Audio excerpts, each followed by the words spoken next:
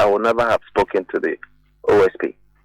First, because when you are invited for investigation, a few things, preliminary things must happen. One is the fact that they must read you your rights, and also read you the specific allegation that is made against you. So first is that, Mr. Frimpong Boateng, you have been invited here on allegations that, whilst as chairman of the interministerial committee, you did A, B, C, D, and therefore you have the right to speak to this issue or remain silent. Now, Sana, let me take 1 minute to explain the issue of silence, which I know people say silence is golden, and indeed is golden, especially on investigators who are not prepared. So you don't wake up and talk to a suspect because, like I said, you have an allegation. So when you receive an allegation, you do what they call a preliminary investigation to, first of all, establish whether this issue is even worth investigating at all. Because the danger of inviting a suspect to your premises and reading him his rights and saying that you have the right to be silent, if he says, okay, I'm exercising my right to be silent, it means that if he's under arrest, you have 48 hours to go to court. You obviously don't have any documentation. It's obvious that the OSP has no documentation because he actually asked the suspect to bring the documents in his possession. If you invite someone for questioning, you must be putting to him the information you already have. That I have information that you did A, B, C, D, and I'm asking you about it. You can either keep quiet or you can speak to it. If Professor Frimpong Boateng had exercised his rights, or if his rights were read to him and he exercised the right of silence, the OSP should have been in court by now, completely unprepared with any evidence against the suspect. And so I think because they don't have a specific allegation against him, I think he's really playing with fire, but cooperating with the Office of Special Prosecution, because it looks like they are on a hunting expedition. They are fishing for information. So therefore, they'll ask you a question. Then whatever you say now can be used against you in future. I'm also a little bit, like I'm saying, the whole thing is so vague, and investigations don't happen in this kind of way. So vague that they are investigating the issues surrounding the interministerial committee. So the interministerial committee was made up of different kinds of people, different public officials. Their work touched on other public officials. So when you say you are investigating the activities of the interministerial committee, which part? Which one of them? Is it the work that they did? Is it the administrative part? Is this information that the special prosecutor on his own came to have? Are they acting on any specific information that, let's say, it was reported in the media? In that case, they owe him a responsibility to say that on this day, Radio Gold reported ABCD, and we have found it necessary to question you about it. Or they can also say that, listen, we are on our own, have come to have information on ABCD. Therefore, your invitation here is in respect of that. Or they could also say that we are acting on a whistleblower petition that you, as chairman, did ABCD. None of that is present in all of this investigation. And I would have thought that if the OSP is interested in a general activities of the Office of Special Prosecutor, the most public, the most known, is the one that contains the report. Of course, we know about the missing excavators or whatever, but that has been many years. The Office of Special Prosecutor have been in Ghana since this issue came up many years ago. They never found it necessary to investigate that. But what is the most recent? The most recent is the report. That also forms part of the activities of the Interministerial Committee. So why did they not say that, listen, we are investigating your report as part of the activities. We are investigating your report of the work that you did. And therefore, because you authored the report, we would like you to act. At least that would have been specific enough. So it looks to me that this man is just being harassed because they are not looking at any specific thing. They are going to be asking him to come today, come tomorrow, or whatever. On the other hand, let's even assume that some wrongs were committed by the committee.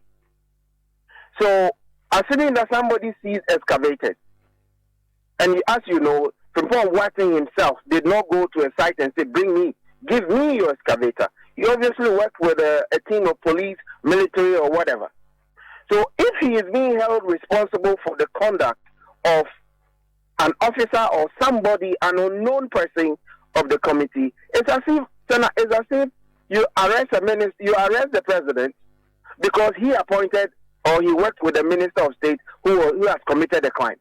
The president cannot be held responsible for a criminal activity committed by a minister of state. Okay, the minister is an adult. He can be held responsible for his conduct. Of course, the things you can hold the president responsible for is, for example, that you instituted a committee to investigate or to handle Galamsey. A report has been brought to you since 2001. You failed to act on it whilst having committed enormous public resources into this particular activity.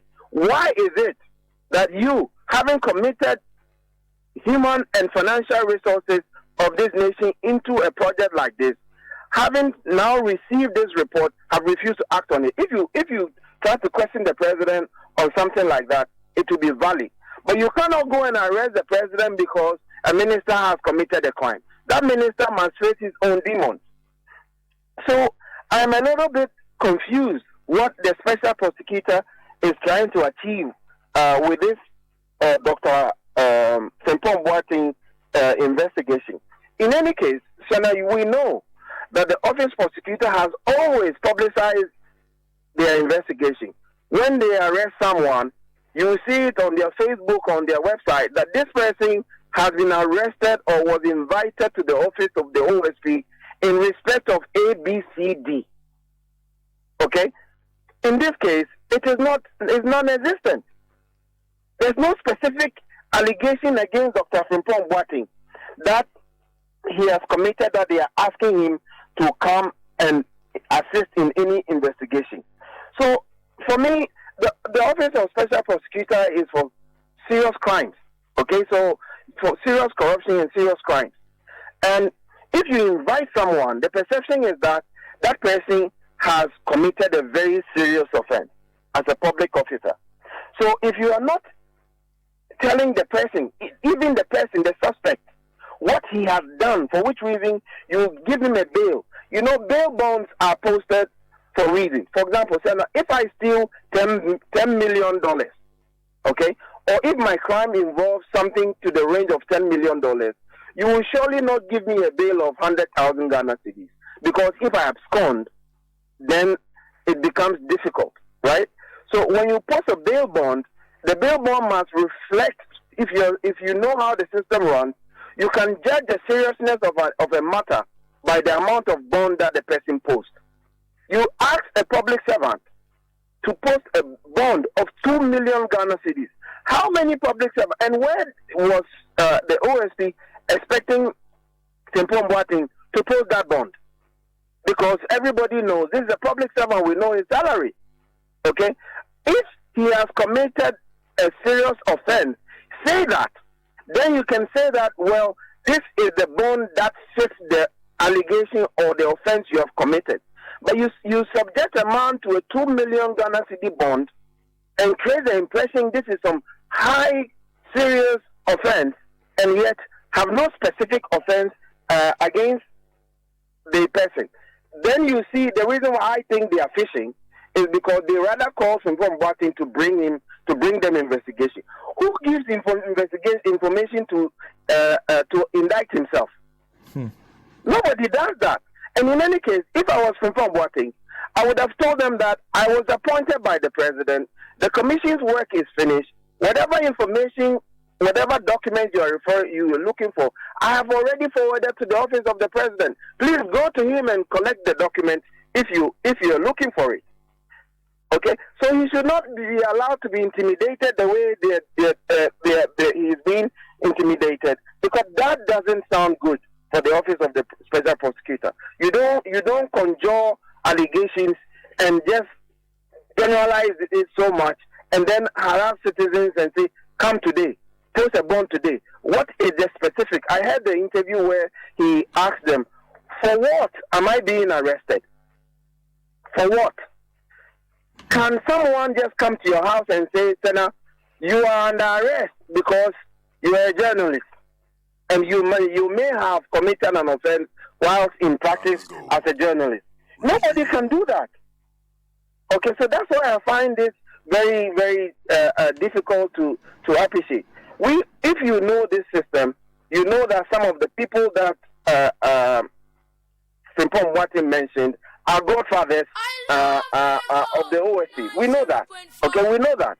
And so if you begin to do things like this, everybody thinks because maybe your godfather or somebody who was very instrumental in your appointment is mentioned in the report, you are literally harassing the man who rather did the report.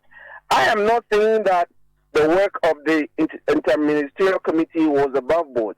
I've heard audio recordings of claims that the party, the MPP political party, had leaned on Professor Frimpong Boateng that they needed money for their party, and therefore certain activities were permitted. You heard the recording between BCU or whatever and Frimpong Boateng, where he asked him to get out of his office. So you can see that this is a very serious issue, and it appears to me that if it is allowed to continue the way it's going to bring in more damage, and therefore Frimpong Boateng, in my opinion, is being I don't even know what to say. Well, it's just intimidation, and he's being cowed to keep quiet, because now you heard him. Some of the questions that was put to him, he was like, because the case is before an investigative body now, he does not even know whether to speak to it or not. So they achieve a purpose where they gag him from talking completely, because this issue is devastating enough. Isn't it surprising to you, Senna? We live in this country. This report has been out. The president's excuse was that it did not come with a covering letter. I heard something like that. But did the letter move from the sky and drop on the desk of the chief of staff? Let's say you receive a report from Dr. Frimpong Boateng in 2001. He probably submitted it to the chief of staff personally. What cover letter do you expect more than the personal delivery of a report of work commissioned by the President of the Republic? And the person the President appointed physically hands you over a document, and you say you're waiting for a covering letter. Okay, let's even grant that because this is a public service, public covering letter is important, right? The President got this report in 2001. Why didn't he ask the Dr. Frimpong Boateng, okay, listen, fantastic, congratulations for your work. However, can you forward to me a covering letter for this report?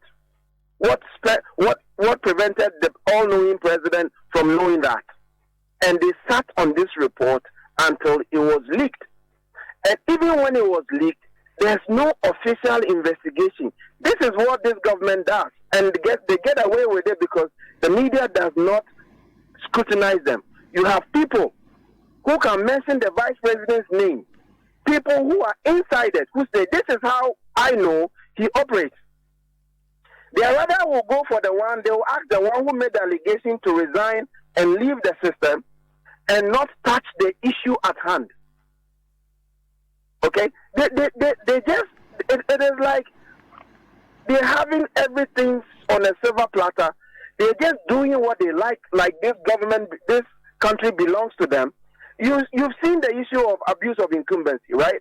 In the past, in the past, even if NDC public officials want to drive to a campaign, they were monitored, they were taking pictures. What do we see now? In the middle of the election, the government is awarding contracts to quickly finish the road. That is total abuse of incumbency. They do it in your face. It reminds me of the Chinese proverb that says, if you want to hide, you rather hide in plain sight. That way, people will not even think you're hiding. And when you are caught, it will not make sense, because who hides in plain sight like this? This is becoming unbecoming of this government. And the fact that everybody who raises his voice on anything that has to do with the credibility and corruption has to be clamped down. This is a clamp down, and it's unfortunate that this clamp down, the Office of Special Prosecutor, appears to be the one that is being used to clamp down on a man who has done his job. If they have any evidence that he has committed any offense, they should state it to him.